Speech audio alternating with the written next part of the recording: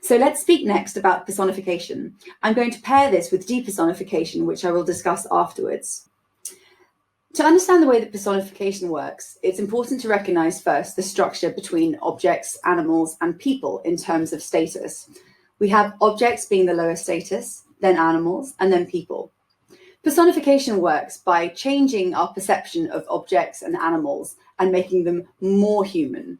So an object can either move to being an animal, or it can move all the way to being personified as a human. And by doing this, we increase the amount of humanity associated with it, and therefore the amount of character or perhaps status that we understand it to have. So take a look at these examples, identify the subjects being personified, and identify which words are the actual personification itself. So, first example, glaring with resentment, the cat did as it was told. In this sentence, the subject is the cat. Our perception of the cat is being changed by the personification. And here, the personification is glaring with resentment. Only people glare. Glaring is an expression of emotion. And therefore, here we are seeing a cat that feels resentment. So by having that emotion, the cat's status is being raised, the intelligence of the cat is being raised, and the emotional complexity of the cat is being raised to the level of a person. And this could have several effects on us. It might make us respect the cat more. Alternatively, it might make us amused by the contrast of it being a cat and yet having these high status emotions. And we might feel sorry for the cat, perhaps, because despite his strong feelings of resentment, it has to do what it's told, presumably by a human. So we can see the way that personification interacts with our understanding of the cat there. To move on to the second example, the raging winds whirled about the house. Here the subject being changed is winds, our perception of the wind.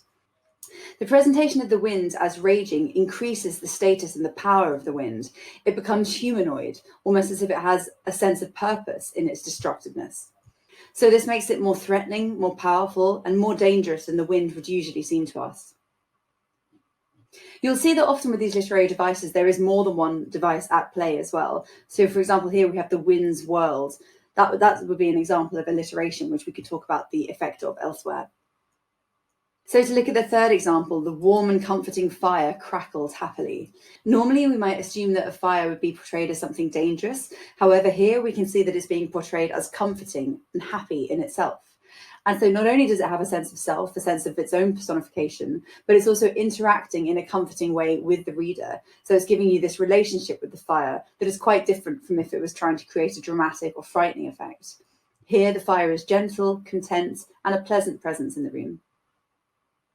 This is what we're always trying to do when we deal with literary devices. We're trying to identify how is the text different from if this device wasn't here? How do we understand these subjects, these objects differently than if these devices were not being used? How have they changed our perception of a topic in the text? So the next literary device I'd like to talk about is depersonification. This moves things in the opposite direction to personification. So here we have the person-animal-object relationship, but portrayed in the opposite direction. Depersonification works to depersonify people into either animals or objects, lower status, less human, or to move animals down into objects. So we're taking away humanity, and that can have various effects on our perceived status of the subject. So please pause this page, identify what is being changed by the device, and identify the device itself. So let's look at the first example. The woman hissed furiously. The woman is, of course, what we are changing our perception of. In the portrayal of the woman hissing, she's become more snake-like, and this could be interpreted in different ways. For example, you could argue that her status has been raised, that she's become more dangerous, more threatening. Alternatively, you could say perhaps that she's lost status because she's lost her ability to speak. She's so overwhelmed by emotions and by stress that she has actually become animalistic.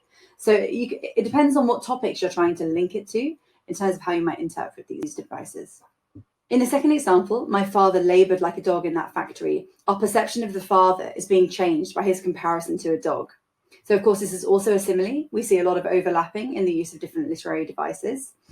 And here, the comparison of the father to a dog strips away his humanity. It makes him lower status, more subservient perhaps, and it suggests that his humanity is perhaps not being respected by the conditions of the factory. He's being forced to work like a slave, like an animal. And so there's a lot that we can interpret about the author's message about the factory and the way that the father is treated there. In the third example, my teacher barked orders at me as I tidied the books. The teacher barking dehumanizes the teacher. It makes them sound like a dog, but here the dog perhaps is powerful, relentless. It suggests perhaps that the student cannot reason with the teacher, that the teacher doesn't respect the student's humanity. And so it could affect the way that you interpret the teacher in different ways, perhaps making them seem more uncaring, more aggressive, and certainly demonstrating that there's a barrier between the student and the teacher, and that they don't communicate well, and that they don't share empathy for one another.